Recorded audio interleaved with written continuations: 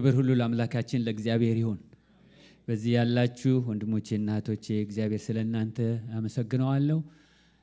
ኢየሱስ ክርስቶስን እየጠበቅን ባለንበት በዚህ ጊዜ በየቦታው እግዚአብሔር ሰዎች ያለው እናንተ የዚህ አካባቢ ሚሽነሪዎች ናችሁ። እንግዲህ በዚህ ስፍራ ያለውን ልትወርሱ፣ በዚህ አካባቢ ያለውን ልትወርሱ እግዚአብሔር አምላክ ደግሞ በዚህ ስፍራ እያንዳንዳችሁን በምክንያት አስቀምጦ የእግዚአብሔር ፈቃድ እንዲከናወንባችሁ ምክንያት ስለሆናችሁ ይሄንን ሁሉ የምለው የምንጠብቀው ተስፋ ስላለን በዚያን ጊዜ ኤርቪንግ እና ዳላስ የለም፣ አሜሪካና ኢትዮጵያ የለም።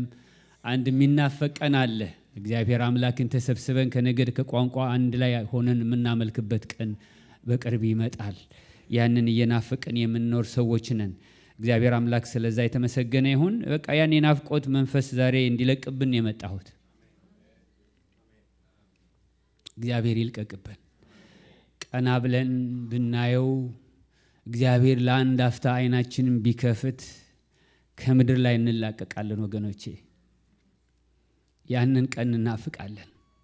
በዚያ ናፍቆት ዛሬ ነፍሳችን እግዚአብሔር እንዲሞላ እንጸልያለን። እስቲ በትህትና ጠይቃችኋለን። ቆምና ሳምንት ያነበብነውን ክፍል አንብበን ከዛ በኋላ እግዚአብሔር አምላክ አብዝቶ እንዲገልጥልን እንጸልያለን። የጀመርነው ትምህርት የቲቶ መጽሐፍ ነው። ያ ቲቶ ላይ የምናየው በጣም አጭር ክፍል ነው እንዳያችሁት 4-5 ቁጥር ነው። ግን እኔ ከዘፍጥረት እስከ ራእይ ያለውን ነገር ሁሉ ጠቅልሎ የያዘልኝ ነገር ነው።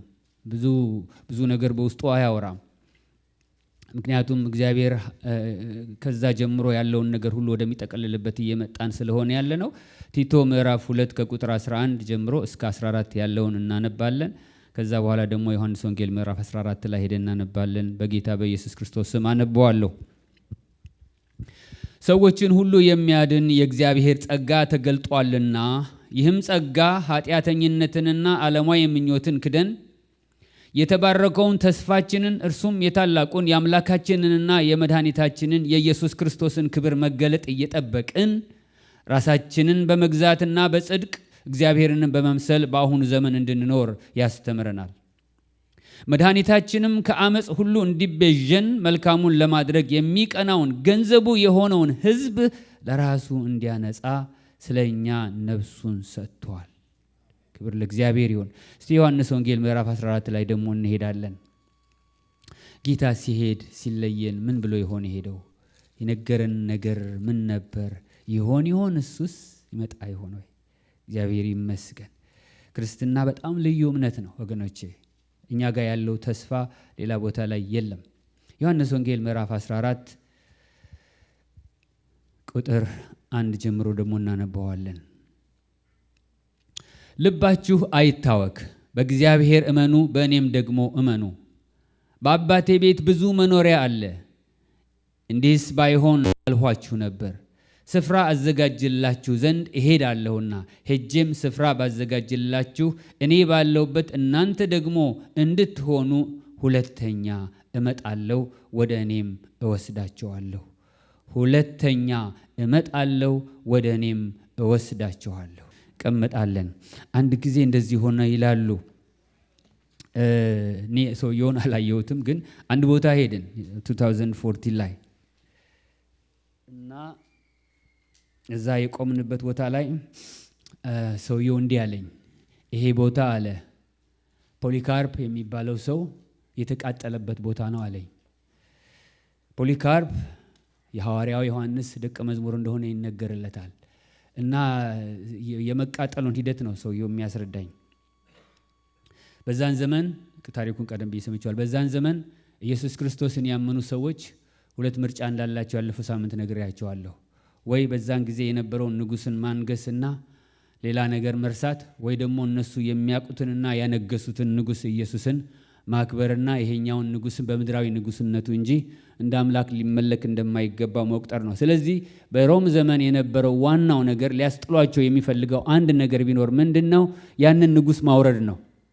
ያኛውን የሰማይ ንጉስን ከነሱ ላይ ማውረድና ለዚህኛው ንጉስ መስገድና መገዛት ነው። ስለዚህ ያው ቅጣቱ ወዴት ነው የሚወስዳቸው? ወደ መገደል ነው። ባጭር ቃል ይገደላሉ። በአናብስት ይበላሉ፣ በእሳት ይቃጠላሉ፣ በተለያየ ነገር ይደረጋሉ፣ ወይ ከአውሬዎች ጋር ይታገላሉ። እና ይህ ሰው የሞተበትን ቦታ የሚነግረኝ ሰው እንደዚህ ያደረገው አለ። እሳት ያነዱና እሳት ቦታ ያቆሙና ከመቀጣጠሉ በፊት ሰዎቹ እሳቱ እንጨት ላይ ይታሰራሉ። ስለዚህ ዛን ሰው ታሪክ ሲነግረኝ እዚህ እንጨቱ ላይ ሊያስሩት ይታገሉ ነበር አለ። ከእሳቱ ከመለኮሱ በፊት ማለት ነው። እና በዚህ ጊዜ ያ ሽማግሌ ፖሊካርፕ የተባለው ሽማግሌ ለምን በገመድ ለማስር ትታገላላችሁ? እኔ እኮ እዚህ ውስጥ ቆሜ መከራውን እንድቀበል ከገመዱ ይልቅ የሚያስረኝ ሌላ ነገር አይቻለሁ፣ ሌላ ፍቅር አለ። እዚህ ሰዓት ውስጥ እንዳልነቃነቅ የሚያደርገኝ ብታስሩኝም ባታስሩኝም ከዚህ ሰዓት ውስጥ እንዳልወጣ ይሄን ጽዋ እንድቀበል የሚያደርገኝ አንድ ነገር አውቃለሁ።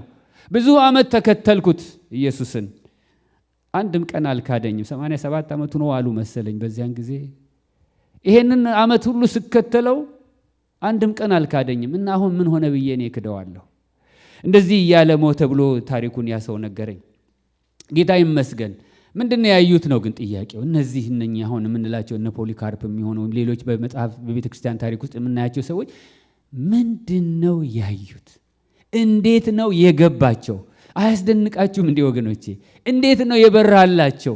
እንዴት ነው እሳት ውስጥ ለመንደድ ለመቃጠል ደፋሮች የሆኑት? ምንም የማይመስላቸው እንዴት ነው? ጥፊ ሲያስደነግጥ የለም እንዴ? ያስፈራ የለም እንዴ? እግዚአብሔር ይመስገን ስለ እንደዛ አይነት ሰዎች የነሱን እምነት አይተን እንድንጸና ነው። ከጌታችንም የምንማረው ነገር አለ። ዛሬ እንደምንሄደው ያለፈው ሳምንት እንግዲህ እንዳልኳችሁ እዚህ ቲቶ መጽሐፍ ላይ ያነበብነው ነገር ሰዎችን ሁሉ የሚያድን የእግዚአብሔር ጸጋ ተገልጧልና ይህም ጸጋ ደግሞ ዓለማዊ ምኞትንና ኃጢአተኛነትን ክደን የተባረከውን ተስፋችንን የጌታ ኢየሱስ ክርስቶስን ክብር መገለጥ እየጠበቅን እግዚአብሔርን በመምሰል ራስን በመግዛት በዚህ ዘመን እንዴት መኖር እንዳለብን ያስተምረናል የሚለውን ስንመለከት ከውስጥ ግን አውጥቼ የተውኩት ለዛሬ ይደር የተባለ ጉዳይ ነበር። እንደምታስታውሱት ዓለማዊነትና ኃጢአተኛነትና ዓለማዊ ምኞትን መካድን፣ ራስን መግዛትን፣ እግዚአብሔርን መምሰልን እነኚህ ሁሉ እንደሚያስፈልጉንና ክርስትና የጽንሰ ሐሳብ ጉዳይ ሳይሆን የኑሮ ጉዳይ እንደሆነ አየንና ያኛውን ግን ለዛሬ በይደር አሳለፍ ነው። ምክንያቱም ትልቅ የሚናፈቅና ሰፊ ጉዳይ ስለሆነ ዛሬ የምናየው እሱን ነው። ይህ የሰማነው ወንጌል አባቶች እንደዚህ በሰዓት እየተቃጠሉ ያስተላለፉልን ወንጌል በውስጣችን የሚፈጥረው መልእክት ብቻ ሳይሆን ተግባርንም ይነካል፣ ይጎተጉተናል፣ አይለቀንም እያልን ስንነጋገር ነበር። ሊለውጠውም ይገባልን ብለን ተናገርን። አካሄዳችንና ኑሯችን እግዚአብሔር ይመስገን መቼም እግዚአብሔር በረዳም መጠን ቋንቋችን ተለውጧል፣ አካሄዳችን ተለውጧል፣ ምኞታችን ተለውጧል፣ ራእያችን ተለውጧል፣ መዋያችን እንኳን ተለውጧል።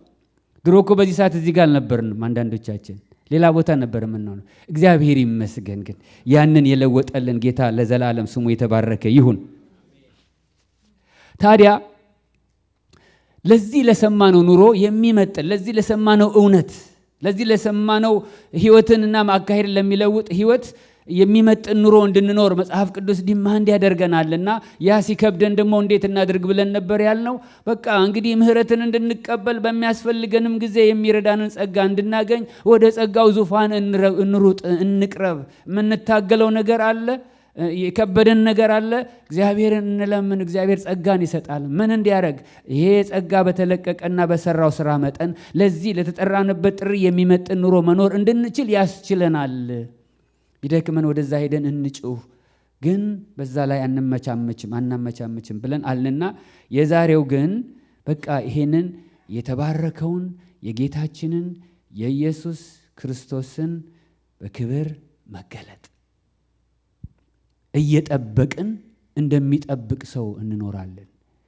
በኬንያ የመጣችሁ ሰዎች ምናልባት ይሄ በደንብ ይገባችኋል ብዬ እላለሁ። ኬንያ ቤት ገዝታችሁ ተንሰራፍታችሁ በቃ ኑሮ እዚህ ነው ብላችሁ አልኖራችሁም አሉ። እኔ አልነበርኩም ግን የሰማሁትን ነው። ለምንድን ነው እንደዛ ያደረጋችሁት? ምክንያቱም ዴስቲኒያችሁ ኬንያ ስላልነበረ ነው። ትራንዚት ነበር ስታደርጉ የነበረው። አሁን ግን እንደዛ አይደለም አይደለ እንዴ? ሁሉም ሰፋ ማለት ጀመረ። ለምን? እዚህ ነው አይመጣ ነው። ግን ወገኖች እነግራችኋለሁ፣ ይሄም ኬንያ ነው። ይሄም ኬንያ ነው። ስቲል ትራንዚት ነው። ገባችሁ? በፕሌን ስንመጣ ከአንድ ከተማ አንድ ከተማ ያመጡና ትራንዚት ነው ይላሉ። ከዛ ደግሞ እንደዚህ ግን አልደረስንም።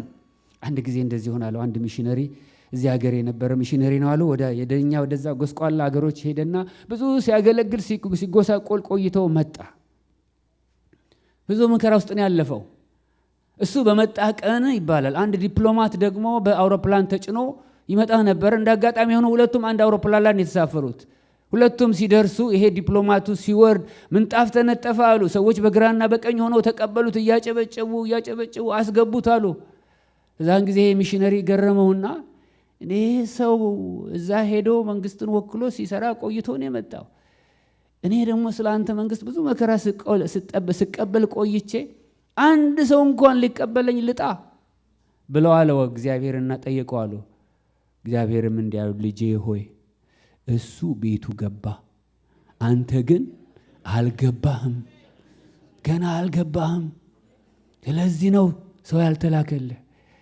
ስም የተባረከ ነው። ቤታችን እዚህ አይደለም፣ ቤታችን በሰማይ ነው። ወንድሞቼና እህቶቼ አይዟችሁ። ይሄ ያለውና የሚያስፈራው የሚያስደነግጠው ነገር አያስደንግጠን። ስላልገባን ነው፣ አገራችን ስላይደለ ነው የምንጠላው።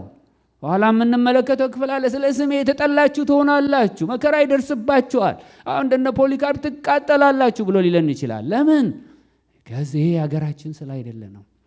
ግን ጌታ እንደነገረን ስፍራ ላዘጋጅላችሁ ሄጃለሁኝ፣ በአባቴ ቤት ብዙ መኖሪያ አለ። መቃጠል የለም፣ እዛ መሰደብ የለም፣ መከራ የለም፣ ለቅሶ የለም። አዘጋጅላችኋለሁ፣ ብዙ ነው ያለው። እኔ ባለሁበት ደግሞ እናንተም ትወስኑ ዘንድ እመጣለሁ ያለው ጌታ ይመጣል። ጌታ በደጅ ነው ያለው። ስለዚህ ዛሬ ያኛውን ነው የምንመለከተው። እንግዲህ ለምንድን ነው እየጠበቅን የምንኖረው? ለመሆኑ እየጠበቀ የሚኖር ሰው ኑሮ ምን ይመስላል? የኬንያ የነበረው ኑሯችሁን ይመስላል? እንዳውም እዛ አይ ቲንክ አንዳንዶቹ ገንዘብ የሚያጠራቅሙ ነበር አሉ እዚህ ሲመጡ ሊጠቀሙበት። እና ታዲያ አንዳንዶቹ ደግሞ ብዙ የኬንያ ሽሊንግ ይዘው ነበር አሉ። ከዛ ይዘውት መጡ እዚህ አልሰራ አላሉ የኬንያ ሽሊንግ። እንደዛ እንዳይሆንብን የምናጠራቅመው እዛ ሲሄድ የማይሰራ የኬንያ ሽሊንግ እንዳይሆን ሌላ ነገር እናጠራቅም። ምክንያቱም መጽሐፍ ቅዱስ ይነግረናል በላይ በሰማይ ያለውን አስቡ እንጂ በምድር ያለውን አይደለም። ኢየሱስ ክርስቶስ ተቀምጦ ባለበት በአብ ቀኝ ያለው በሰማይ ያለውን አስቡ። ምክንያቱም ሕይወታችሁ በእግዚአብሔር በክርስቶስ ኢየሱስ ተሰውሯልና እሱን አስቡ። እዛ መዝገብ አከማችሁ፣ እዛ አጠራቅሙ። እዛ ይዛችሁ የምትሄዱት የኬንያ ሽልንግ እንዳይሆንባችሁ። ጌታ ኢየሱስ ክርስቶስ የጸናበትን ጽናት እንመልከት። ምንድነው? እኔ አንዳንድ ጊዜ ጥያቄ የሚፈጥሩብኝ ነገሮች አሉና መልሳቸውን ሳገኛቸው ነፍሴ ሐሴት ታደርጋለች። ኢየሱስ ክርስቶስ አምላክ ስለሆነ ብቻ ይሆን እንዴ መስቀል ላይ የጸናው? ግን እኮ ሰውን ፍጹም ሰው ነው ብለን የተማርነው። እንግዲህ ፍጹም ሰው ከሆነ ታዲያ እንዴት ነው ሲወጉት? እንዴት ነው በምስማር ሲቸነክሩት? እንዴት ነው የሾህ አክሊል ሲያኖሩበት? እንዴት ነው ሲሰድቡት ዝም ብሎ ያንን የፈጸመው? ዕብራውያን መጽሐፍ ነው የሚመልስልን። ዕብራውያን 12 ላይ እሱ በፊቱ ስላለው ደስታ የእግዚአብሔር ስም የተባረከ ይሁን። ሲሰድቡት፣ ሲወግሩት፣ ከስር በጦር ሲወጉት፣ የሾህ አክሊል ሲያኖሩበት፣ በሰፍነግ ደግሞ መራራውን ሲያጠጡት እሱ እዛ ጋር ያለውን አይደለም የሚያየው፣ መስቀሉ ስር አካባቢ ያለውን አይደለም የሚያየው፣ እየደረሰበትን ያለው ሌላ የሚያየው ነገር ነበር ነው ዕብራውያን ጻፍ የሚለው። ምን ነበር የሚያየው? በፊቱ ያለውን ደስታ። ይሄን አይመስላችሁም? እኔ እሱ የትኛ ይሆን ብዬ ስል ምዕራፍ 5 ራእይ ነው የሚመጣልኝ። በቃ እዛ ጋር አንድ በጣም የሚያስገርም አምልኮ አለ። ባይዘው ወይ አምልኮ የምታገለግሉ ወገኖች እግዚአብሔር ይባርካቸው። ምዕራፍ 5 እኔ የታላቁ አምልኮ ምዕራፍ ብዬ ነው የምለው። ራእይ ታላቁ አምልኮ ይሄ ዛሬ እዚህ ያመለክ ነው። አይ ዶንት ኖ እዛ ምን እንደሚሆን። እዚህ አሁን የሙዚቃ መሳሪያዎች ናቸው ያሉት። እዛ ያለውን አላውቅም፣ ግን ደስ የሚለው ደግሞ እዛኛ ብቻ አለንም። ስፓኒኮ አለ፣ ኮሪያ አለ፣ ጃፓን አለ። እንዴት እንደምንግባባ አላውቅም፣ ግን ወርሺፕ አለ። የእግዚአብሔር ስም የተባረከ ወርሺፕ አለ። ሃሌሉያ። እንደዚህ ይላሉ። መጽሐፉን በወሰደ ጊዜ 4 እንስሶች 24ቱም ሽማግሌዎች በበጉ ፊት ወደቁ። እያንዳንዳቸውም በገናና የቅዱሳን ጸሎት የሆነ ዕጣን የሞላበት ዕርቃ ያዙ። መጽሐፉን ትወስድ ዘንድ ማኅተሞችንም ትፈታ ዘንድ ይገባሃል፣ ታርደሃልና በደምህም ለእግዚአብሔር ከነገድ ሁሉ ከቋንቋም ሁሉ ከወገንም ሁሉ ከሕዝብ ሁሉ ሰዎችን ዋጅተህ ለአምላካችን መንግሥትና ካህናት የሆኑ ዘንድ አደረግካቸው፣ በምድርም ላይ ይነግሳሉ እያሉ አዲስን ቅኔ ይዘምራሉ። አየሁም፣ በዙፋኑም በእንስሶቹም በሽማግሌዎቹም ዙሪያ የብዙ መላእክት ድምፅ ሰማሁ። ቁጥራቸውም አእላፋት ጊዜ አእላፋትና ሺህ ጊዜ ሺህ ነበረ። በታላቅም ድምፅ የታረደው በግ ኃይልና ባለጠግነት ጥበብና ብርታትም ክብርም ምስጋናም በረከትም ሊቀበል ይገባዋል። It is coming ወንድሞቼና እህቶቼ እየመጣ ነው ያ ጊዜ። እዚህ እንደምንጎሳቆለው እንደሚተፋብን ብቻ አይደለም። ጌታ ይመስገን ስለሱም ከሆነ ደግሞ የሚተፋብን ክብርም ያጣ ነው። ግን አንድ ነገር እናውቃለን፣ ይመጣል ይሄ ጊዜ። ለምን ብትሉኝ እግዚአብሔር ባለፉት ጊዜያቶች ተናግሮ የሆነው ሁሉ ነገር ከሆነ ዛሬም የተናገረው ነገር ይሆናል። ገባችሁ? እነኚህ ሜትሮሎጂስቶች እንደሚያደርጉት ድሮ በነበርኩበት ሙያ የብዙ ዓመት ዳታ ይሰጡንና በሉ የሚቀጥለውን ዓመት ተናገሩ ይሉናል። እንደዛ ነበር እናደርግ የነበረው። ለሴም ቲንግ አሁንም ሜትሮሎጂስቶች እኮ የሚያደርጉት መሰላችሁ የ20 30 40 ዓመት ዳታ አላቸው። እንደዚህ ከሆነ ሙቀቱ ይሄ ከሆነ በዚያን ጊዜ ይሄን የሚያክል መጠን ያለው ዳመና በዚህ ቦታ ላይ ካለ የንፋሱ ፍጥነት ይሄና ይሄ ከሆነ ደን አየር ንብረቱ እንደዚህ ይሆናል ብለው ፕሪዲክት ያደርጋሉ። ታዲያ አንድ ጊዜ ያሉ ጃንሆይ ከአዲስ አበባ ተነስተው ወደ ደብረ ዘይት ሊሄዱ እስቲ ዘንብ እንደሆነ እነኚህን የአየር ተመራማሪዎች ጠይቋቸው አሉ። የአየር ተመራማሪዎቹ አይዘንብም አሏቸው። ከዛ ጃንሆይ መኪናቸውን አስነስተው ወደ ደብረ ዘይት ሲሄዱ አንድ ሰውዬ አህያዋን ከፊት ለፊት ይዞ ይደበድባታል። ለምንድን ነው የሚደበድባት ብለው ጠየቁ አሉ። እሳቸው ከኋላ ይሄዱ አይ ዝናብ እየመጣ ነው ብላ አልሄድም ብላ ነው አሉ። ከዛ በኋላ አይ እንግዲህ እሷ ሜትሮሎጂስቶቻችን ያሉትን ስለማታቅ ነው ብለው ሄዱ አሉ። ከዛ ዝናብ ሆዬ ጃንሆይን ይዞ ርግጥ አደረጋቸዋል። ከሀገሬ ሜትሮሎጂ የደብረ ዘይት አህያ ትሻላለች አሉ ነው። እግዚአብሔር ግን እንደዛ አይደለም ወገኖቼ። እግዚአብሔር አለ ኢየሱስ ክርስቶስ እመጣለሁ አለ፣ ይመጣል። በኋላ ዳንኤል መጽሐፍ ውስጥ ሄደን እንመለከታለን። ይሆናል ያለው ነገር ሁሉ ሆነ፣ ሊሆን ያለውም ነገር ደግሞ ይሆናል። በጣም የሚያሳዝን ታሪክ አነብ ነበረ። አልጠፋ ያለ እሳት ከሚለው እነ ፓስተር አሰፋ ከጻፈው መጽሐፍ ውስጥ በጣም ልቤን የሚነካኝ ነገር ተናገሩ። እነኚህ ክርስቲያኖች እነ ፓስተር አሰፋን በዛን ጊዜ የነበሩት አባቶቻችን ትልልቆቹ ማለቴ ነው፣ ያኔ በደል ይደርስባቸው ነበር። ይታሰራሉ፣ ይደበደባሉ፣ በብዙ ቦታ ስብሰባዎች ይበተናል። እና ከዛ ውስጥ ማረሳው አንድ ጊዜ ናዝሬት ስኩል አካባቢ የጸሎት ቤት ነበረቻቸው አሉ። የጸሎት ቤታቸው ስለተዘጋባቸው በዚያን ጊዜ ሄደው አቤቱታ የሚያቀርቡት እንዴት ነው? ንጉሱ ከአንድ ቦታ ተነስተው ወደ አንድ ቦታ ሲሄዱ ወይም ደግሞ ወደ ቤተ መንግስት ሲገቡ ብቻ የሆነ ቦታ ላይ ሰው ግራና ቀኝ ይቆማል። ያን ጊዜ ጀስቲስ አለ እንዲባል ይመስለኛል። ይቆምና አቤቱታ ያለው ሰው ወይ ሄዶ ሜዳ ላይ ይነጠፋል ወይ ደግሞ አቤት እያለ ይጮሃል። የዛን ጊዜ ጥሩት ይባላል። ያ ሰው ብሶትን ይናገራል። እና ያንን እያደረጉ የነበሩት የእምነት አባቶቻችን ወንድሞቻችን ብዙ ጊዜ አቤቱታ አቅርበው ብዙ ጊዜ ነገራቸው እየተድበሰበሰ አልፏል።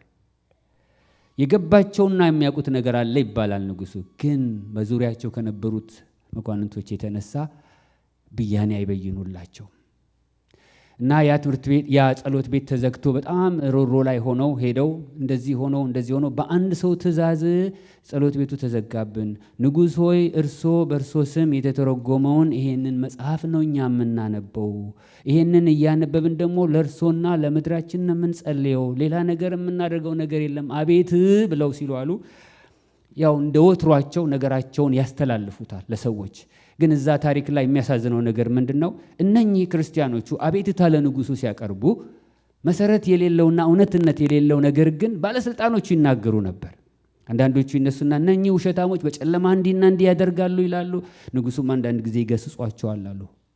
ፋስት ፎርዋርድ አልተፈቀደላቸውም ያ የጸሎት ቤት፣ ተመልሰው ሄዱ። ቀጥታ ግን ከዛ እንደወጡ እዛ ቦታ ላይ ሄደው በጣም አለቀሱ። ክርስቲያኖች አለቀሱ። ለምን ይሄ ሆነብን ብለው ማለት ነው። በዛን ጊዜ ስሟን ረስቼዋለሁ። አንድ እህት ንጉሱ ጋር ያሉ ሀዳስ ወልደ አብ ይሄ የሚባለው ነገር ሁሉ እውነት አይደለም ብላ ስቅስቅ ብላ አለቀሰች አሉ። ውሸት ነው የሚወራብን ነገር ብላ አለፉ። ውሳኔ አልተወሰነላቸውም። ሄዱ፣ ጸሎት ቤት ሄዱ፣ አለቀሱ። በዛ መካከል አንድ የትንቢት ቃል መጣ። ለመሆኑ ጥያቄያችሁን ይዛችሁ ሄዳችሁት ወደ ማን ነው? የት ነው የሄዳችሁት?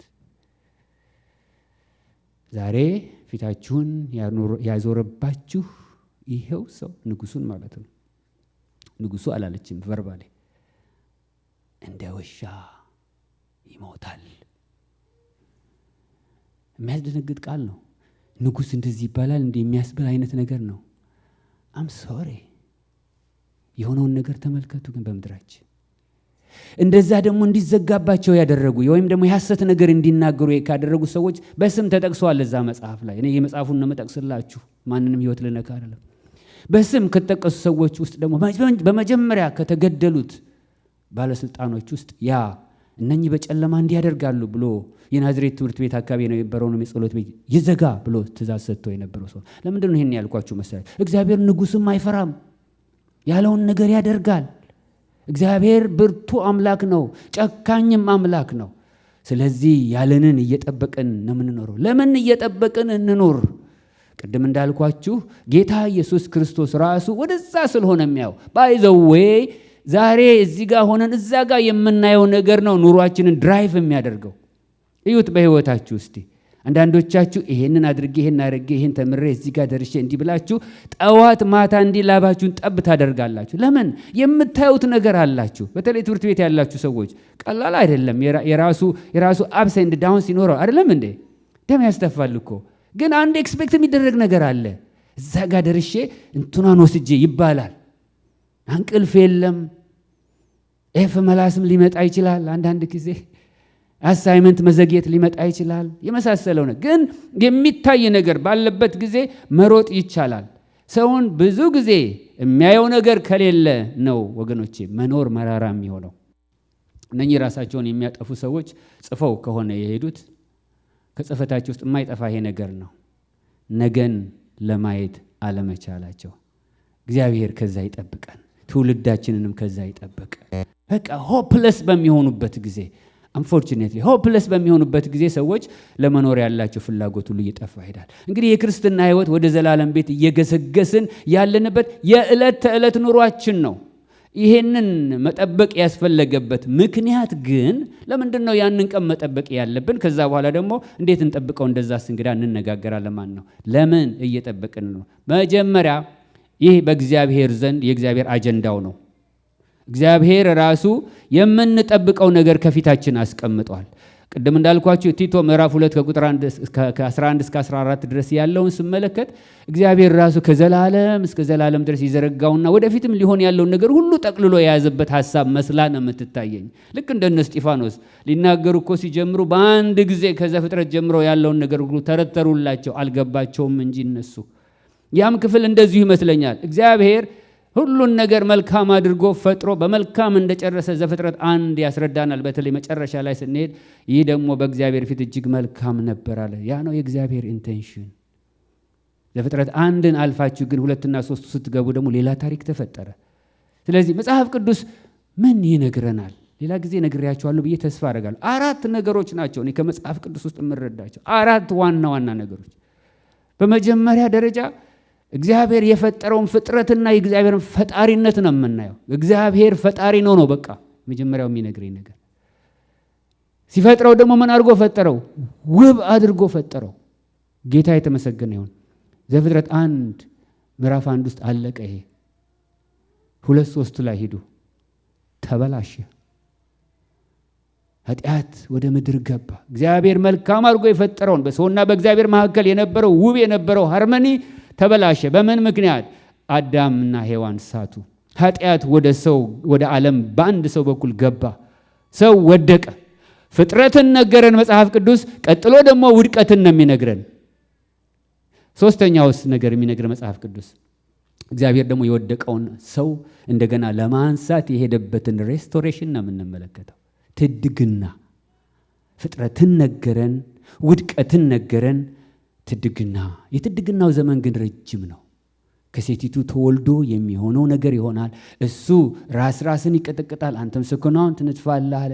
ከሴቲቱ ከሚወለደውና በሱ መካከል በዘሩና በዘሯ መካከል ግን ጠላትነት ሁልጊዜ እንደሚሆን ተናገረ እግዚአብሔር እዛ ቦታ። ያ ጠላትነት አሁንም አልተቋጨም። ባይዘው ወይ ለዚህ ነው የሚያሳድዷችሁ፣ ለዚህ ነው የምንሳደድ፣ ለዚህ ነው ክርስትና የተጠላው። አልተቋጨም ገና። የት ይሆን የሚቋጨው ብዬ ሳስብ ፕሮባብሊ አርሜጌዲዮን ላይ ይመስለኛል የሚጠናቀቀው። አንድ ጊዜ ተይዞ እስር ቤት ድርግም ስለሚደረግ ለ1000 ዓመት ስለሚጣል በኋላ ደግሞ ይወጣል አሉ ትንሽ ዘመን።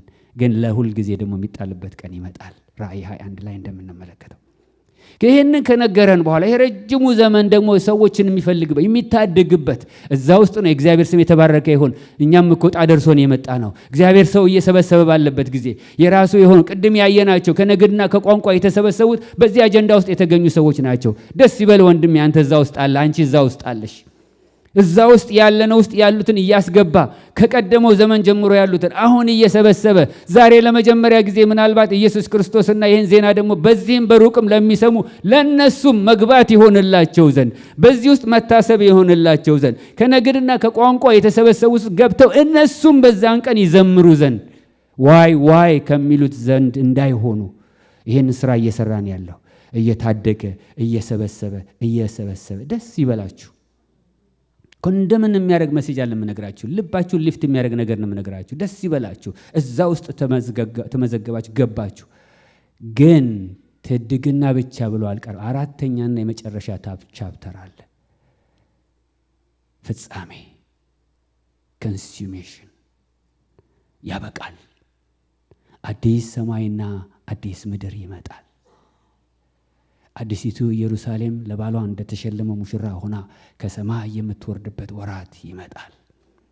ንጉሡ በዙፋኑ ላይ ሆኖ ሕፃን ሆኖ የመጣው በጨርቅ የተጠቀለለው በከብቶች በረት የተወለደው በንግስና በሚያስፈራ ድምፅ በመላእክትና በቅዱሳን ታጅቦ ይመጣል።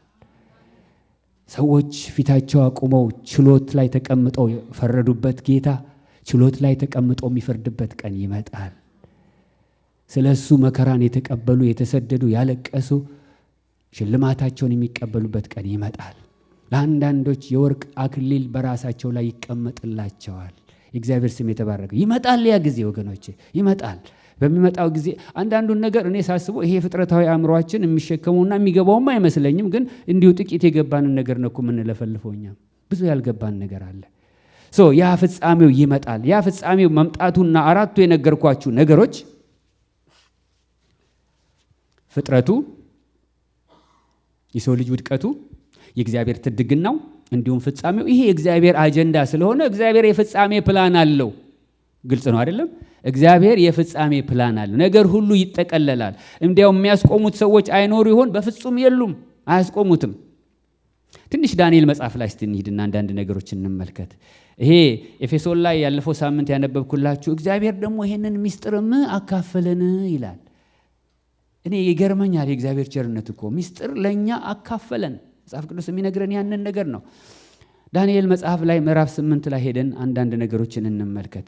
እንደምታስታውሱት ዳንኤልም ህልም ነው ያየው። ንጉሡ ህልም አየ፣ ህልሙም ጠፋበት፣ ፍቹም ጠፋበት። ዳንኤል መጣና ግን ህልም ፈታለት። ንጉሡ ያየው ምስል፣ ዳንኤልም ያየው ነገር ስለ አራት ነገሮች ይናገሩ፣ ስለ አራት ነገስታቶች ይናገሩ ነበር ነው የሚለው። እነኚህ ነገስታቶች ነገር እንዴት እንደሚሆን መቼ ማን እንደሚመጣ ፍጻሜው እንዴት እንደሚመስል ከነገረው በኋላ ዳንኤል ለራእዩ ሲያጠቃልል ያለውን ነው አሁን ማነብላችሁ። ዳንኤል ምዕራፍ 8 ቁጥር 15 እኔም ዳንኤል ራእዩን ባየሁ ጊዜ ማስተዋል ፈለኩ፣ እነሆም የሰው ምስያ በፊቴ ቆሞ ነበር። በኡባልም ወንዝ መካከል ገብርኤል ሆይ ራእዩን ለዚህ ሰው አስታውቀው ብሎ የሚጮኸውን የሰው ድምፅ ሰማሁ። እኔም ወደ ቆምኩበት ቀረበ። በመጣም ጊዜ ፈርቼ በግንባሬም ተደፋው። እርሱም የሰው ልጅ ሆይ ራእዩ ለፍጻሜ ዘመን እንደሆነ አስተውል አለኝ። ሲናገረኝም ደንግጬ በምድር ላይ በግንባሬ ተደፋው። እርሱም ዳሰሰኝ፣ ቀጥ አድርጎም አቆመኝ። እንዲህም አለኝ፣ እነሆ በመቅሰፍቱ መጨረሻ ዘመን የሚሆነውን አስታውቅሃለሁ። ይህም ለተወሰነው ፍጻሜ ዘመን ነውና። ራፍሊ ምዕራፍ 9 ላይ ስትሄዱ ስለ ሱባኤዎች ይነግረዋል።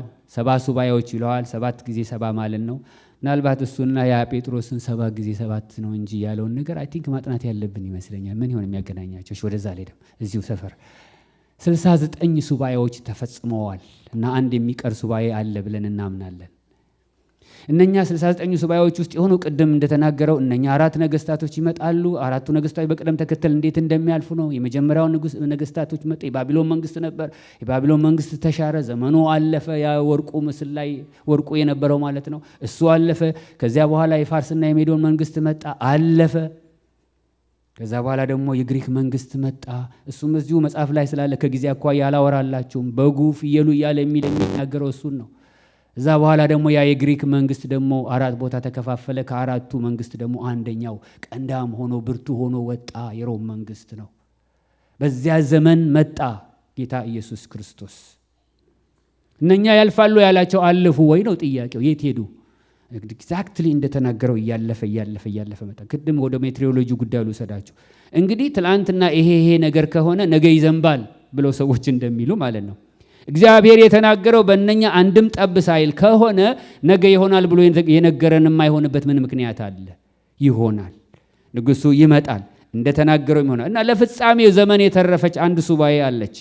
በዛ ሱባኤ ጊዜ የሚሆኑ ነገሮች አሉ። የመጽሐፍ ቅዱስ አዋቂዎች እንደሚነግሩን ሁሉ አንድ ፔጅ ላይ ላይሆን ይችላል። እዚህም ሌላ ቨርሽን የምታውቁ ሰዎች ልትኖሩ ትችላላችሁ። ግን አንድ ሱባኤ አለች፣ 7 ዓመት አለች። ያቺ 7 ዓመት ከሰባዎቹ ሱባኤዎች አንደኛዋ ሱባኤ ማለት ነው። መጨረሻ ላይ ያለችው 7 ዓመት የመከራ ዓመት ናት። ይቺ የመከራ ዓመት አንዳንድ ሰዎች ምናልባት ቤተ ክርስቲያን መከራው ሳይደርስ ትነጠቃለች ስለሚሉ ብዙ ማስረጃ አለ ለሱም። እኔ ከዛ ወገን ነኝ። አንዳንዶች ደግሞ አይ እኩሌታ ላይ ስንደርስ 3 ዓመት ተኩል ከሆነ በኋላ ነው ብሎ የሚሉም አሉ። አንዳንዶቹ ደግሞ በፍጹም እሷም ራሷ በመከራ ውስጥ ታልፋለች፣ ከዛ በኋላ ነው ጌታ የሚመጣው ትላለች። እኔ አንደኛ ተሰሎንቄ ላይ ያለው ነው ግን የሚይዘኝ። አስቀድሞ በክርስቶስ ኢየሱስ ስላንቀላፉቱ እንዳታዝኑ ይሄንን ነግራችኋለሁ። እነዚህ በክርስቶስ ኢየሱስ ክርስቶስ አምነው የሞቱት ሳይሆን ያንቀላፉት አስቀድሞ ምን ይሆናሉ ይላል? ይነሳሉ ይላል። የእግዚአብሔር ስም የተባረከ። በክርስቶስ ኢየሱስ ሆነው ያንቀላፉት፣ የሞቱት የጠፉት አይደል፣ ያንቀላፉት በምን ሆነው? በክርስቶስ ኢየሱስን በደንብ አድርገን እናስምርበት። ምክንያቱም በክርስቶስ ኢየሱስ ያይደሉ እዛው አንቀላፍተው የሚቀሩ ሰዎች አሉ። ከ1007 ዓመት በኋላ የሚነሱ ደግሞ ለፍርድና ለዘላለም ሞት። 7ን ኬታ መጣሁት 7ኛው ሱባኤ ስላለ ነው። እሺ እነሱ ይነሳሉ፣ እኛ ደግሞ ሕያዋን ሆነን የምንቀር ምን ማለት ነው? አሁን እንደዚህ ተቀምጠን ጌታ ቢመጣ ማለት ነው። ግልጽ ነው አይደለም? ፓስተር ደስ አይልም? አንድ ቀን እዚህ ተቀምጠን ሁላችንም ቱር እያልን ስንሄድ አይውሽ ያምልኮ ቀን እሁድ ቀን ቢሆን ንጥቀት ግን አላውቅም፣ መቼ እንደሚሆን አላውቅም። ግን አንድ ነገር አውቃለሁ፣ በቃ ምንም ነገር የለንም። ግን የመጨረሻውን ዘመን ነገር ቁጭ ብለን በደንብ አልሰራነውም፣ በደንብም አላሰብነውም። ከኔ ኢማጂን የዛን ቀን ምን እንደምትመስል ዓለም። እሺ አስቡት፣ ፓይሌቱ በጌታ ነው። አስባችሁት? ፓይሌቱ በጌታ ነው፣ የቀሩ ተሳፋሪዎች በሙሉ በጌታ አይደሉም። እና ምን እንደሚውጣቸው አስባችሁት? እሺ ሃይዌይ ላይ የነዳን ነው። ከፊት ያለው ሰው በጌታ ነው፣ ከኋላ ያሉት በጌታ አይደሉም። ምንድነው የሚጠብቃቸው? ሰውየው እኮ ሄዷል። አስፈሪ ነው ያ ቀን፣ ኃይለኛ ነው ያ ቀን። ይመጣል፣ ግን ይመጣል፣ ያ ቀን ይመጣል። ስለዚህ ዳንኤል የሚለውን ይሄንን ነገር በዳንኤል የተረዳነው ነገር በቃ አስታወቀን። እግዚአብሔር ኢየሱስ ይመጣል የሚለው ሚስጥር ነው። አንዳንድ ሰዎች ብትነግሯቸው ሊስቁባችሁ ይችላሉ። ቢካዝ እግዚአብሔር ኤፌሶን መጽሐፍ ላይ ባለፈው ጊዜ እንዳይነው የፈቃዱን ሚስጥር ነው አካፍሎናል፣ ነግሮናል። ያም ፈቃዱ ሚስጥር ምንድን ነው? በመጨረሻው ዘመን በዘመን ፍጻሜ ላይ በሰማይና በምድር ያለውን በማን ለመጠቅለል? በክርስቶስ ኢየሱስ ለመጠቅለል። ይሲ ሚስጥር ያወክነ ወንድሜ፣ ጅል አይደለህም፣ ጅላጅሎች አይደለንም። እግዚአብሔር ይመስገን። ሚስጥር ከሰማይ አካፍሎና እግዚአብሔር። ያ ሚስጥር ግን ህይወታችንን ዲክቴት ሊያደርገው ይገባል። ስለዚህ ይሄ በኤፌሶን ላይ ይሄ መረጠን፣ ወሰነን፣ ስርየትን አገኘን፣ ጸጋውን አበዛልን፣ አስታወቀን የሚለውን ነገር ከሰማን ለዛ የሚመጥን ኑሮ እንድንኖር ነው የሚጠይቀንና ይሄ ሚስጥር በእግዚአብሔር ዘንድም ያለው ለኛ አስቀድሞ ስለተገለጠ እየጠበቅን የምንኖረው ከዚህ የተነሳ ነው። የሰማነው ነገር ስላለ ማለት ነው። ሰዎችን ሁሉ የሚያድን የእግዚአብሔር ጸጋ ተገልጧልና የሚለውን በኮንሴፕት ብቻ አይተነው ደግሞ እንዳንቆም እፈራለሁ። የተገለጠ ነገር አለ። ሰዎችን የሚያድን የተገለጠ ነገር አለ። የተገለጠውን ነገር ወደ ኋላ ሄደን ብንመለከተው መጽሐፍ ቅዱስ አንድ ነገር ይነግረናል። ጌታ ኢየሱስ ክርስቶስ የመጣበትን ሲናገር በገላትያ 4:4 ላይ የዘመኑ ፍጻሜ በደረሰ ጊዜ የሚለው ነገር አለ። እግዚአብሔር አስቀድሞ እዛ ዘፍጥረት 3:15 ላይ እንዲህ ይሆናል፣ በሴቲቱና በዘሯና በዘሩ መካከል ጠላትነት ይሆናል፣ ሰኮናውን ራሱን ይቀጠቅጣል፣ ሰኮናውን ይነድፋል እያለው የተናገረው ያ ሁሉ ነገር ሄዶ የትድግናው ዘመን ውስጥ ስለሆነ እየሰራ ያለ ነው። በጊዜውና በሰዓቱ እግዚአብሔር ያመጣው የተገለጠ የእግዚአብሔር ጸጋ ማን ነው ብትሉኝ ኢየሱስ ክርስቶስ ነው። ጸጋውን ኮንሰፕት ብቻ አድርገነው እንዳንቀመጥ የተገለጠ ነገር አለ። ሳምንት እንዳልኳችሁ ተገለጠ የሚለው ነገር እንዲህ ብርት እንዳለ ነው ኦሪጂናል ቋንቋ የሚናገረው። በጨለማ የሄደ ሕዝብ ብርሃን አየ፣ በሞት ጥላ አገርም ለኖሩ ብርሃን ወጣላቸው። ይሲ ያ በስርዓት ውስጥ የነበረ ሕዝብ አንድ ተስፋ አገኘ። ማ ሲመጣ? ኢየሱስ ክርስቶስ ሲመጣ። ገላትያ ላይ ያልኳችሁ ይሄን ነገር ግን የዘመኑ ፍጻሜ በደረሰ ጊዜ እግዚአብሔር ከሴቲቱ የተወለደውን ይሄንን ከዘፍጥረት 3:15 ጋር አገናኙ። በሴቲቱና በዘሯ መካከል በሴቲቱ ዘርና በዘሩ መካከል ጠላትነት እንደሚያደርግ እንደዚሁ ማለት ነው። ይህ የሚመጣው በጨለማ ለነበሩት ተስፋ ነው። ሐዋርያት ሥራ ላይ ትዝ ይላችኋል። መርከቡ እንክትክት ብሎ የተሰባበረ ጊዜ እንዳውም ይላል ለብዙ ቀን ብርሃን ሁሉ አጡ፣ ጨለማ ውስጥ ሆኑ። በቃ ተስፋ በመቁረጥ ውስጥ በነበሩበት ጊዜ አንድ ወቅት ላይ ሲደርሱ ብርሃንን አዩ ይላል። ያንን ቃል እዛ ቦታ ላይ ብርሃን የበራበትን ቃል ነው ወስዶ እዚህ ጋር ተገለጠ ብሎ የሚገልጸው። ተስፋ የሚያስቆርጥ ነገር ባለበት ውስጥ ድንገት የሚመጣ ነገር። እነ ጳውሎስ የነበሩበት ያን ሁኔታ ብታዩ ብርሃን የለም፣ ተስፋ የለም። እንዳውም የሚያስፈራ ማዕበል ነው ያለው። መሬት ላይ ይሁኑ፣ ለመሬት የቀረቡ ይሁኑ፣ ለደሴት የቀረቡ ይሁኑ፣ በማያውቁበት በሚያስጨንቅ ነገር ውስጥ መልሕቃቸውን እየላኩ ይለካሉ። ስንት ሆነ? 20 ሜትር ሆነ፣ 20 ምናምን ሆነ፣ 15 ሆነ፣ ወደ ምድር እንዲህ እያሉ ባሉበት ጊዜ ውስጥ ድንገት መብራት እንደሆነላቸው ይናገራሉ።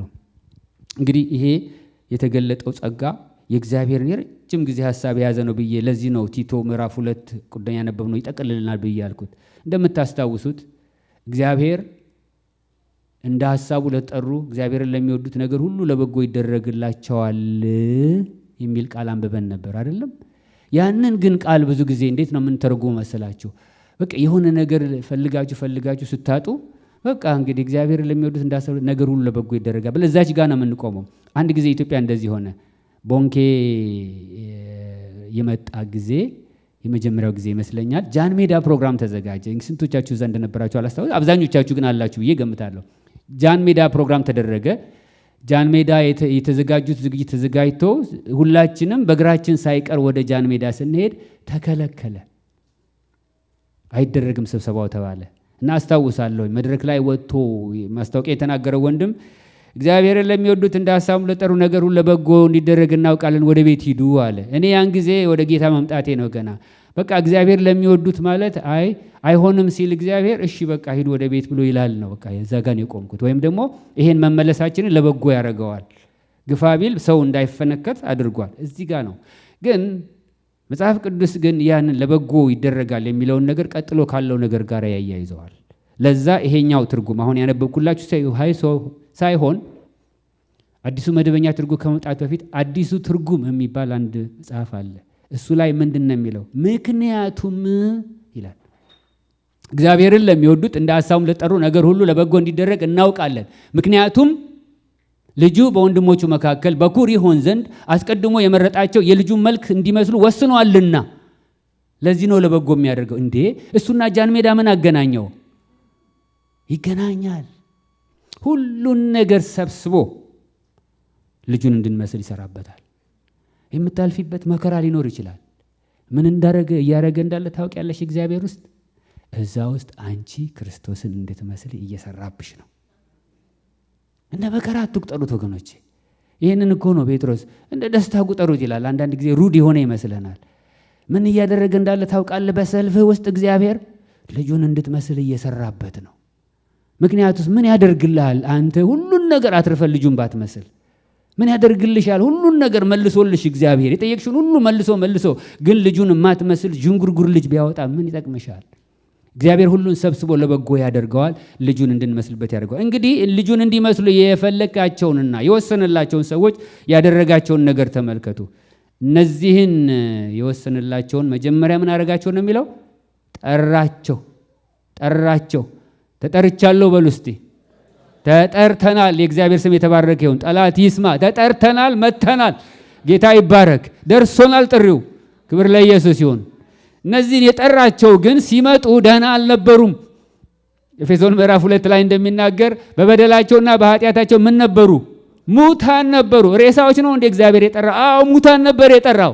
እግዚአብሔር ስም የተባረከ ይሁን። ሙታንን ወደ ሕያዋ መለወጥ የሚችል እግዚአብሔር ግን አጠገቡ ጸጋ ስላለ የሱ ስለሆነ ማዳን የሱ ስለሆነ እግዚአብሔር በምህረቱ ባለጸጋ ስለሆነ ሁሉንም ሲያያቸው የሚያድን ጸጋ አለው። ጌታ የተመሰገነ ይሁን። እነዚህን የጠራቸውን እንግዲህ አጸደቃቸው። ሚራክለስሊ እግዚአብሔር አጸደቃቸው። ለዚህ ነው ያለ ነው። እንዴት አድርጎ ይሆን ያጸደቃቸው? መጽሐፍ ቅዱስ ያንንም ሌላ ቦታ ያብራራልናል። እኛ በእርሱ ሆነን በክርስቶስ ኢየሱስ ሆነን የእግዚአብሔር ጽድቆች እንድንሆን። እንዴ እኛ ትንሽ ይዘን የመጣ ነው ነገር የለም። ፍልስታ ምናምን አልነበረም፣ እንትን አልነበረም። አልሰራም እሱ። ሁዳዴ ምናምን ጾም አልነበረ፣ አልሰራም እሱ። ባዶ ሆነ እጃችን። ጽድቅ የሚባል ጠፋ። አረ እንዳውም ሲያስረዳን እንደዚህ ያለ ጽድቃችሁ ሁሉ የመርገም ጨርቅ ነው፣ ምንም የላችሁም አለ። እና ምን ይሻለናል? የኔን ጽድቅ ሰጣቸዋለሁ አለ። እግዚአብሔር ስም ይባረክ። የኔን ጽድቅ ሰጣቸዋለሁ። ስለዚህ ነው ስማችን ዛሬ የእግዚአብሔር ጽድቆች ተባልን። እኛ በእርሱ ሆነን በክርስቶስ ሆነን የእግዚአብሔር ጽድቆች እንሆን ዘንድ ኃጢአት የማያውቀውን እርሱን ስለኛ ኃጢአት አደረገው፣ በእኔ ቦታ እሱን ቀጣ፣ እኔን ጽድቅ አለበሰኝ። ኦረ ላንብብላችሁ ኢሳይያስ ላይ ሂዱ እስቲ። 63 እኮ የሚያስገርም ሌላ ተአምር አለ ወገኖቼ። እግዚአብሔር ለኛ ያደረገው ቀላል ነገር ይመስላችኋል እንዴ? አንዱን ስንለው አንድ ሌላ ቃል ደግሞ ወደ ልባችን እየመጣ ነው። ተመልከቱ ኢሳይያስ ምዕራፍ 63 ላይ 61 ላይ ይቅርታ፣ እንደዚህ ይላል። አውጡትና እናንብቡ። በዚህ ነፍሳችሁ ሐሴት ታድርግ፣ ደስ ይበላችሁ ወገኖቼ። እደዝም ማደር ትላንትና ምንም የነበርክ ሰው ልትሆን ትችላለህ። ለመጀመሪያ ጊዜ መተህ ከሆነ ዛሬ የምትለብሰውን ልብስ እናሳይህ። ቀድማችሁ መታችሁ የሆናችሁ ከሆናችሁ ግን የለበሳችሁን ልብስ እንጆይ አድርጉት። ኢሳይያስ 63 ምዕራፍ 61 ቁጥር 10 ላይ አክሊልን እንደለበሰ ሙሽራ፣ ሃሌሉያ፣ በጌጧም ሽልማቷ እንዳጌጠች ሙሽራ የማዳንን ልብስ አልብሶኛልና የጽድቅንም መጎናጸፊያ ደርቦልኛልና በእግዚአብሔር እጅግ ደስ ይለኛል። ሙታን ነበርን፣ ተበላሸን ነበር፣ የሚያጸይፍ ነበር ማንነታችን። ኤፌሶን ምዕራፍ 2 ይተነትንልናል። እናንተ አስቀድማችሁ የልቦናችሁን ፈቃድ ታደርጉ የነበራችሁ፣ ወደ ገዛ መንገዳችሁ ሄዳችሁ የነበራችሁ፣ ከፍጥረታችሁ የቁጣ ልጆች የነበራችሁ፣ በበደላችሁና በኃጢአታችሁ ሙታን የነበራችሁ ነበራችሁ። እዛ ቦታ ላይ ግን ሌላ ደስ የሚል ዜና መጣ።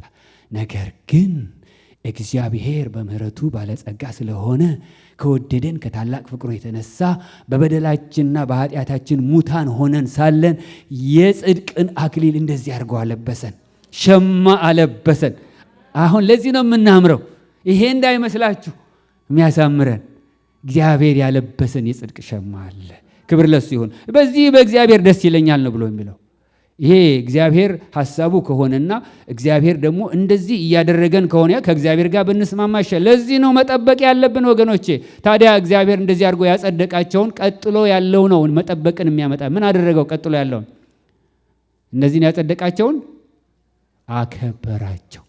አከበራቸው። ሽልማት ነው፣ ደሞዝ ጭማሪ ነው፣ ዲግሪ ነው፣ ቤት ነው። ምን ማለት ነው አከበራቸው ማለት? በሉ ለሱማ ቆላስይስ ላይ እስቲ እንሂድ። ኢየሱስ ክርስቶስ ለኛ ያደረገው ነገር በምድር ላይ ተጀምሮ በምድር ላይ የሚያልቅ ነገር አይደለም። ምዕራፍ 3 ላይ እስቲ ሂዱና ሃሌሉያ። እኔ በመዳኔ እጅግ በጣም ደስ ይለኛል ወገኖቼ።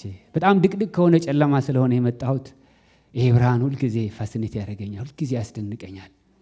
በዚህ ካልተደነቃችሁ፣ በመዳናችሁ ካልተደነቃችሁ you are missing something፣ የሆነ ነገር ጎላችኋል። እንዲህ ይላል፣ እንግዲህ ከክርስቶስ ጋር ከተነሳችሁ ክርስቶስ በእግዚአብሔር ቀኝ ተቀምጦ ባለበት በላይ ያለውን እሹ እንጂ በምድር ያለውን አይደለም። ሞታችኋልና ሕይወታችሁም በእግዚአብሔር ከክርስቶስ ጋር ተሰውሯልና ሕይወታችሁ የሆነ ክርስቶስ በሚገለጥበት በዚያን ጊዜ እናንተም ደግሞ ከእርሱ ጋር በምን ትገለጣላችሁ? በክብር ትገለጣላችሁ። በውርደት አይደለም፣ በክብር ትገለጣላችሁ። ምናልባት ይሄንንና ያንን አተሽ ወይም አተን ሊሆን ይችላል፣ ግን በዚያን ጊዜ ሌላ ክብር ይመጣል። ይሄ በክርስቶስ ኢየሱስ የተሰወረው ክብር፣ በክርስቶስ ኢየሱስ የተሰወረው ሕይወት፣ ያ እግዚአብሔር መጥቶ ያለበሰን የጽድቅ መጎናጸፊያ እሱ ሙላቱ ላይ በሚደርስበት ጊዜ በክብር ትገለጣላችሁ። ስለዚህ ነው መጠበቅ ያለብን የጌታችንና የመድኃኒታችን ኢየሱስ ክርስቶስ በክብር መገለጥ መጠበቅ ያለብን። ክብራችን እዛ ውስጥ ስለሆነ ያለው ማለት ነው። ድላችን እዛ ውስጥ ነው ያለው። ይሄ ሁሉ የተነቀፍንበት ቢሆን የተደበደባችሁም ካላችሁ የተደበደባችሁበት፣ እኔ አልተደበደብኩኝም፣ የተነቀፋችሁበት ቢኖር ከቤት የተገፋችሁበት ቢኖር መከራ የበላችሁበት ቢኖር በውስጡ ያለው ፓኬጁ ግን ይሄ ነው። ክብር አለው። እግዚአብሔር ስም የተባረከ ነው። ያ ክብር ይገለጣል። ምክንያቱም እግዚአብሔር ተናግሮ ያልሆነው ነገር ስለሌለ አሁንም የተናገረው ነገር ይሆናል። በአባቱ ቤት ስፍራ ሊያዘጋጅልን የሄደው ጌታ በሚመጣ ጊዜ ሽልማት አለ። ግን ይሄ ፍጥረታዊ አእምሮ አይ ዶንት ቲንክ የሚረዳው አይመስለኝም። ያንንም ቢሆን አይደለም ያላመኑት ኢቭን እኛ ራሳችን የገባን አይመስለኝም ምን እንደሚሆን እዛ ቦታ ላይ ትንሽ ነው የገባን። እግዚአብሔር ይመስገን። ስለዚህ በእግዚአብሔር ዘንድ ይሄ ጉዳይ ሲሪየስ ስለሆነ መጨረሻውና ፍጻሜው፣ ክብሩ፣ ሽልማቱ፣ እነዚህ ወዘተ ግድ ስለሚሉት ለእግዚአብሔር ያንን እየጠበቅን የምንኖር ሰዎች መሆን አለብን። ይሄንንም ያክል ነገር ይቅርታ ችላ ብንለው እንዴት ሞኞች እንሆናለን? እንዴት በእግዚአብሔር ዘንድ ሲሪየስ አጀንዳ የሆነውን ነገር እንዴት ችላ ልንለው እንችላለን? ፍጥረትን ፈጥሮ ሰው ወድቆ ሰውን እየሰበሰበ ያለ እግዚአብሔር ወደ ፍጻሜ እየነዳን ከሆነ እንዴት ችላ ልንለው እንችላለን? ባይሆን ቁጭ ብለን ፍጻሜው ምን ይመስላል ብንልና ብንነጋገር ይሻለናል። ዛሬ ላይሆን ይችላል፣ ግን ሌላ ጊዜ። ለዚህ ነው ቤተ ክርስቲያን ደጋግማ የመጨረሻውን ዘመን ነገር ልታነሳ የሚገባው። ለምን መሰላችሁ? ኑሯችንን ኦሪየንት ያደርግ፣ ኑሯችንን ይወስነዋል። ስለ ዘመን ፍጻሜና ሊመጣ ስላለው ጌታ ያለን ዕውቀታችን አኗኗሯችን ይወስነዋል። አንዳንዱ 7 ሜትር ወደታች ቆፍሮ ቤት ይሰራል። እነዚህ እንምላችሁ። አንዳንዱ ሊበላ ከሚችለው በላይ ያጠራቅማል። ከዛ በኋላ ያለፋበት ይበላዋል፣ ያልደከመበት ይበላዋል። እግዚአብሔር ከዛ ይጠብቃል። ግን ጌታ አሁን ይህንን የሚነግረን ልጆቼ ሆይ ተሰናዱ ሊለን ነው። በዛ አስቡት ወገኖቼ፣ እንደምን እያረኳቸዋል? ተሰናዱ። እንዴት እንደሚመጣ እናየዋለን። በድንገት ስለሆነ የሚመጣው ተሰናድተን እንድንጠብቅ ስለሚያስፈልግ። ለዚህ ነው ጳውሎስም እኮ ባለፈው ሳምንት እንደነገርኳችሁ እዛ ምዕራፍ 2 ቁጥር 1 ላይ ምዕራፍ 1 ከቁጥር 1 እስከ 2 ላይ ሲያነብ ቲቶን ስናነብ እምነት እንዲሆንላቸው በዘላለም ሕይወት ተስፋ እንዳምልኮት ያለውን እውነት እንዲያውቁ ተላኩ። እኔ እንግዲህ ሲያጠና ከኋላ ጀምሬ ነው ብያቸዋለሁ። ምንድነው የሚለው ጳውሎስ? ተላኩ። ምን ተላከ? እውነትን እንዲያውቁ ተላኩ። ከኋላ ወደፊት ነው እያነበብኩ የሚሄደው። ተልክ ያለው ለምን ተላኩ? እውነትን እንዲያውቁ። ምን አይነቱን እውነት? በዘላለም ሕይወት ተስፋ እንዳምልኮት ያለውን እውነት እንዲያውቁ። ከዛስ ይሄ ዕውቀት ምን እንዲሆንላቸው? እምነት እንዲሆንላቸው። ይሄ እምነት ምን እንዲያደርጋቸው? አኗኗራቸውን እንዲለውጥ፣ ቻሌንጅ እንዲያደርጋቸው፣ የተለዩ እንዲያደርጋቸው። እነኚህ ዊርድ ናቸው እስከሚባል ድረስ፣ ምን አይነት ሰዎች ናቸው እሳት የማይፈሩ እስከሚባል ድረስ። አንበሳ ትበላላችሁ እኮ ሲላቸው ስማ መሻገሪያችን ነው የሚሉ አይነት በቃ ግራ የሚያጋቡ ሰዎች። ከተመሳሰልን ችግር አለብን። ዊርድ ከሆን ግን ልክ ነን። ዊርድ ኢን ሴንስ የህብረተሰቡን ሞራል ጥሰን ሳይሆን በቃ ድርቅ ያሉ ይመጣል ጌታችን ብለው የሚሉ፣ ሽልማት ከእጁ እቀበላለሁ ብለው የሚሉ፣ ኧረ ይሄ ሊያመልጥሽ ነው፣ ስራሽን ሉዝ ልታደርጊ ነው፣ ሉዝ ላድርገው፣ ይህን ሉዝ ባደርግ ሉዝ የማይደረግ ነገር እየመጣ ነው የሚሉ ደረቆች እግዚአብሔር ያድርገን። ክርስትና ሲሪየስ ነው ወንድሞችና እህቶቼ። ጌታን እንጠብቀው፣ ተፈተን እንጠብቀው። ይመጣል ጌታ፣ አይዟችሁ። መከራ ውስጥ እንኳን ብትኖሩ ሲናገሩ ጋሽ ፓስተር አሰፋ ቅድም ያልኳችሁ መጽሐፍ ላይ ሲናገር አልጠፋ ያለ እሳት ላይ በእምነታቸው ምክንያት ከውትድርና ማዕረጋቸው የተሰናበቱ ሰዎች ስማቸው ሁሉ ተጠቅሷል። ስላመኑ፣ ይሄንን ስላመኑ አስመርጠዋቸዋል። ይሄ ወይስ ማዕረግህ? ይሄ የእግዚአብሔር ስም የተባረከ ይሁን። የአየር ወለዶች ማለት አየር ወለዶች ያሉ መሰለኝ። አየር ወለዶች ትልልቅ ሰዎች ናቸው። ይሄን ብለው ወደ ቤታቸው ሄዱ አሉ። የእነሱ ስምና ታሪካቸው አሁን ድረስ አለ። ይሄ አይደለም የሚያስደንቀው፣ ገና ሽልማት ይጠብቃቸዋል። በዛን ጊዜ አየር ወለድ የነበሩትና ምናልባት ይሄንን የካዱ ካሉ የሉም እነሱ ሽልማቱን ሚስ አድርገዋል። የእግዚአብሔር ስም የተባረከ ይሁን። ይሄ እውነት ነው። ዮሐንስ 17:17 ቃልህ እውነት ነው። እግዚአብሔር ቃል እውነት ነው። እንግዲህ ጳውሎስም ለዚህ ተልኮ ነው የተላኩት ዋና ነገሬ ነው ስለሚል እኛም ግድ ሊለን ይገባል። ኦኬ ይሄ ከሆነ ታሪኩ ታዲያ እንግዲህ የክርስትና ህይወትም ደግሞ ወደ ዘላለም ቤት እየገሰገስን የምንሄድበት የዕለት ተዕለት ኑሮ የውድ አላልኩም፣ የዕለት ተዕለት ኑሮ ነው። ክርስትና ወደ ዘላለም ቤታችን የምንሄድበት የዕለት ተዕለት ኑሮ ነው። ዕለት ሲተነተን ሰኞ፣ ማክሰኞ፣ ሮብ፣ ሐሙስ፣ አርብ፣ ቅዳሜ፣ እሁድ ይባላል። ዕለት ተዕለት ሲተነተን ቤት ውስጥ ደጅ ውስጥ ይባላል። ዕለት ተዕለት ሲተነተን ቤት፣ መስሪያ ቤት፣ ትምህርት ቤት everywhere every time። እግዚአብሔር ይርዳን፣ ጌታ ይርዳን። እግዚአብሔር እኮ እንደዚህ እየተከታተለ እንደሚያየን አድርገን በፍቅር አይኑ ማለት ነው፣ በሚገርፍ ዱላ ይዞ ሳይሆን እንደዚህ እንደሚያየን እንድንኖር እግዚአብሔር ይርዳን። አንዳንድ ጊዜ በሩን መለስ ስናደርገው እኮ እግዚአብሔር የሌለ ሁሉ ሊመስለን ይችላል። ጌታ አይኖቻችን ይከፍታል። እንግዲህ በዚህ በአሁኑ ጉዞ ውስጥ ዘላለም ላይ አተኩረን እንድንጓዝ ያስፈልጋል። ዘላለም ሊመጣ ያለውን ታያታላችሁ። ያቺ ለባሏ እንደተሸለመ ሙሽራ ሆና ከሰማይ የምትመጣውን አዲሲቱን ኢየሩሳሌም ታያታላችሁ። ምን ትመስል ይሆን? አለ ዲስክራይብ ተደርጋለች እኮ ስፋቷ፣ ቁመቷ፣ ከምን እንደተሰራች ሁሉ አለ እዚህ መጽሐፍ ላይ። ግን ጊዜ አልሰጠነውም፣ በደንብ አላነበብነውም። አይተን ማናቀው ማዕድን እናያለን ገና በየመንገዱ ላይ። እኔ አይደለሁም የምለው መጽሐፍ ቅዱስ ነው የሚለው። እሺ እሱን እየጠበቅን ስንኖር ቀላል ነው ወይ ጉዞ? አይደለም። እንግዲህ በዚህ በአሁኑ ዘመን ውስጥ አተኩረን እንድንኖር ቢገባም ግን እንዳናተኩር ደግሞ ያደረገን ነገር አለ። ይሄን ፈጠን ብዬ ልበል። ሰዎች ዋሹን፣ ነቢያቶች ዋሹን፣ አታለሉን። ኢሳይያስ ላይ የሕዝቤን ስብራት በከፊሉ ይፈውሳሉ፣ ሰላም ሳይሆን ሰላም ነው ይላሉ ይላል። በመጀመሪያ የሰው ልጅ ሰላም ያጣው ከእግዚአብሔር ጋር ሆኖ ሳለ አይ ግድ የላችሁም እዚህ ጋር ሰላም ከሆነ ሰላም ነው እያሉ የሕዝቤን ስብራት በከፊሉ ይፈውሳሉ ይላል። ሳይድኑ ድናሃል ይሉታል፣ ሰላም ነው ይሉታል ይላል። ያ ብቻ አይደለም። ተመልከቱ በዚህ ዘመን የሰው አይን ሰጪውን የሚያክል ንጉሱን ሲያይ የሰነበተው አይን ሁሉ አሁን ወደ ስጦታው ዘወር አለ። ሰጪውን ረሳው። አታለሉን።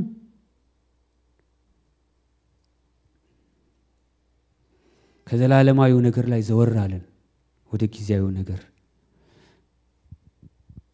ራሳችን እንድንወድ አስተማሩን ሰዎች። የዚህ ዘመን ትልቁ ችግር ምን እንደሆነ ታውቃላችሁ? ሰው ራሱን ወደደው። በቃ ራሱ እንደፈለገ እንዲኖር የተመቻቸለት ፊሎሶፊ ውስጥ ገባ።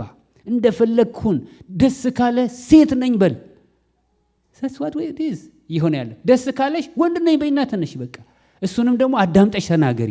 አይ ዶንት ኖ ኬት እንደሆነ የሚደመጠው ያ ነገር። አዳምጪና ንገሪያቸው።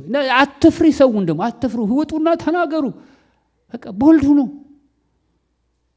መንግስትም ይደግፈናል አሉ። ያው ደገፏቸው። እኔ እዛ ውስጥ አልገባም። አሁን ማህበረሰቡ፣ ባህሉ፣ ፍልስፍናው፣ አርቱ ሳይቀር ቴክኖሎጂው ሳይቀር ቻሌንጅ ያደርጋል። ያንን ዘላለም እየጠበቅ እንዳንኖር ያደርገናል። ግን ያው ቀስ እያልን ሰሬንደር እያደረግን ይሄድን ይመስለኛል። ለዚህ ነው ይሄን መልእክት የምነግራችሁ ወገኖቼ። ነቃ እንበል። ነቃ መባል የሚያስፈልግበት ምክንያት አለ። ካርል ትሩማን የተባለ ሰው ለምንድነው የምዕራቡ ዓለም ከእምነት የራቀው? ለምንድነው ቤተሰብ እየፈራረሰ የሄደው? ለምንድነው ጥሩ ማህበራዊ እሴቶቹና ሞራል እየወረደ የሄደው? ለምንድነው የተገለጠው የሰው ማንነት ተክዶ ሌላ የሰው ማንነት ፍለጋ ውስጥ የተገባው? እንደዚህ ሆኖ ተፈጥሮ ሳለ ሰው ለምንድነው ሴትነትን ፍለጋ የገባው? እነዚህና የመሳሰሉት የተበላሹት ነገሮች ሁሉ ለምንድነው የተበላሹ? ከሁሉም በላይ ደግሞ ለምንድነው ቅድስና የጠፋው ብለው ጥያቄ ጠየቁት። ስለዚህ የመለሰው መልስ እንዲህ ይላል። በመጀመሪያ ሰው አስቀድሞ እግዚአብሔርን ረሳው፣ ቀጥሎ ግን ራሱን ረሳ። ማንነቱን ረሳ አለ። እነዚህ ሁለት ነገሮች ናቸው። ማንነቱን ረሳ የሚለው እግዚአብሔር የበላዩ እንደሆነ እሱ እግዚአብሔር የፈጠረው ፍጡር እንደሆነ እሱ ተጠያቂ እንደሆነ አንድ ቀን በእግዚአብሔር ፊት እንደሚቆም እነዚህና የመሳሰለውን ስለረሳ ሰው የፈቀደውን ነገር ሆነ አለ። ይህ ነው የሰው ልጆች ሁሉ ችግር። ያ ተያይዞ አሁን የደረስንበት ጋር ደረሰን። እግዚአብሔር ይመስገን። ግን ከዛ የሚያስጠል ደግሞ ይሄ አለልን። ጌታ የተመሰገነው ይመልሳል። ይሄንን እንስማው። ጆናታን ሄዲት የተባለ በተለይ እነዚህ አሁን በስልክ ያሳደግናቸው ልጆች ሲያለቅሱ ድሮ ጡጦ ነበር የሚሰጠው። አሁን ምን ሆነ መሰላችሁ? ዩቲዩብ ሲያለቅኝ ሲል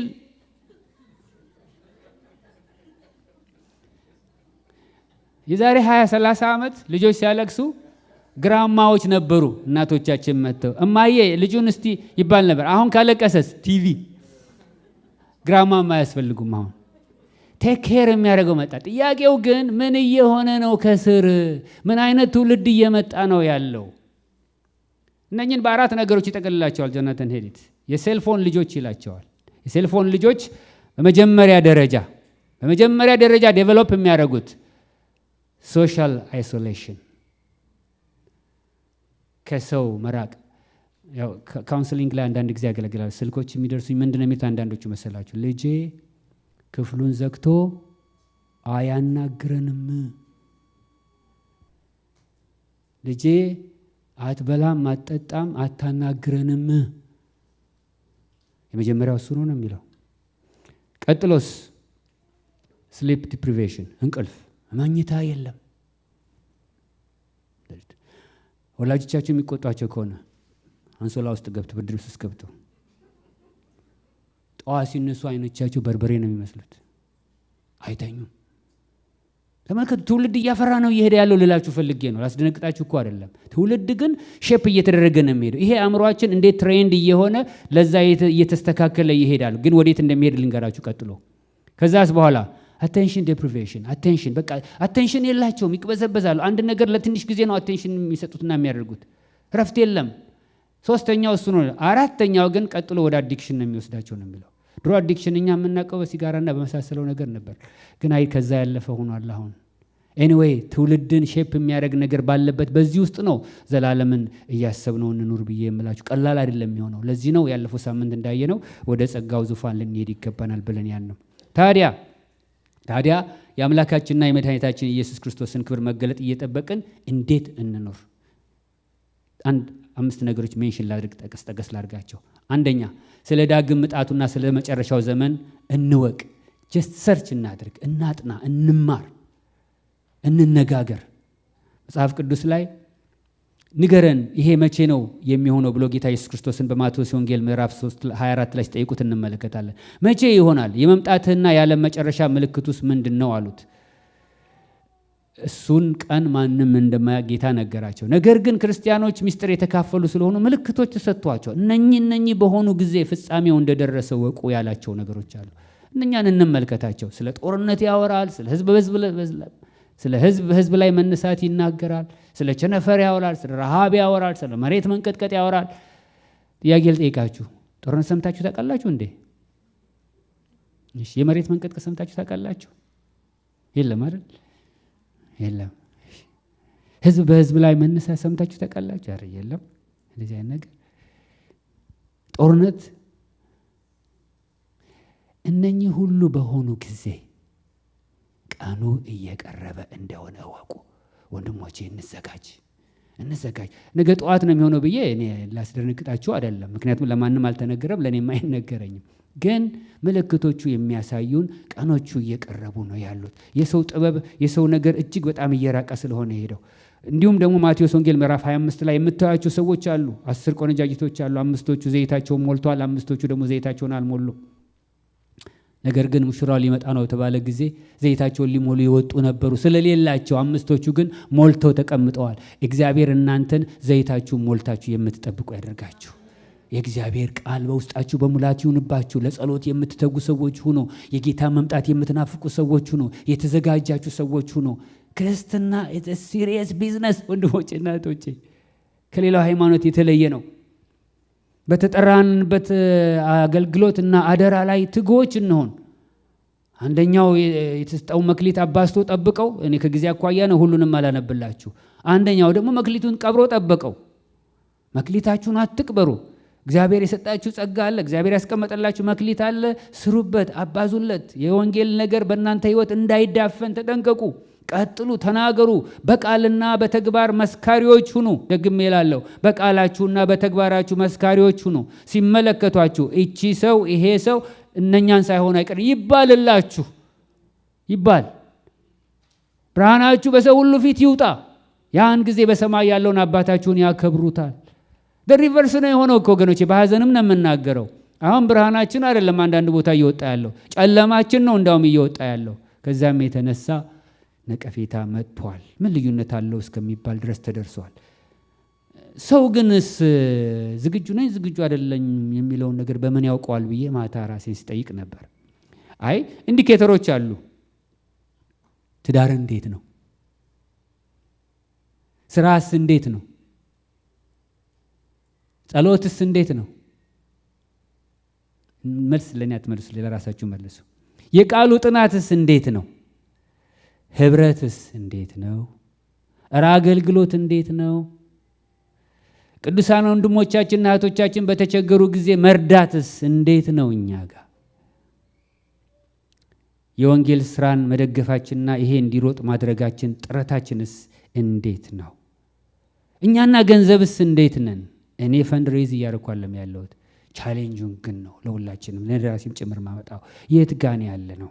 መጽሐፍ ቅዱስ ላይ ገንዘብ አይደለም የጠላው ገንዘብን መውደድን ነውና እንዴት አድርጎት ይሆን ህይወታችንን? ምስክርነታችንስ እንዴት ነው? ወንጌላዊ ከተማን ጠይቀዋለሁ በኋላ እንዳትዋሹኝ። ግን ከዛ ያለፈ ወንጌላዊ ከተማ ምናልባት ኦርጋናይዝ የሚያደርገው ቤተክርስቲያን ኦርጋናይዝ የምታደርገው በሳምንት አንድ ቀን ሊሆን ይችላል። ግን በስራ ቦታችንስ ያለው ምስክርነታችን እንዴት ይሆን? እሺ ቻሌንጁን ለኛው ከቤተ ክርስቲያንስ ጎን መቆማችንን ለሃይማኖት መጋደላችንስ የት ጋር ነው ያለው? ይሄ እምነት መጋደልን ስለሚጠይቅ እንግዲህ ልቀጥልና ሁልጊዜ ዘይታችሁ የሞላ ይሁን። የጌታን መምጣት ምልክት አይታችሁ የምትሰናዱ ሁኑ።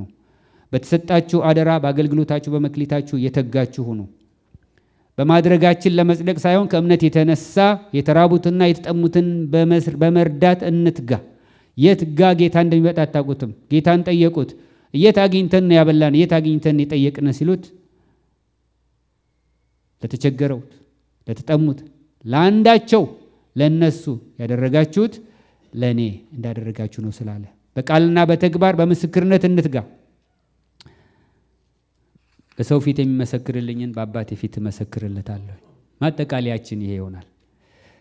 ቲቶ 2:14 መድኃኒታችንም ከአመፃ ሁሉ እንዲበጀን መልካሙን ለማድረግ የሚቀናውን ገንዘቡ የሚሆነውን ሕዝብ ለራሱ እንዲያነጻ ስለኛ ነፍሱን ሰጠ።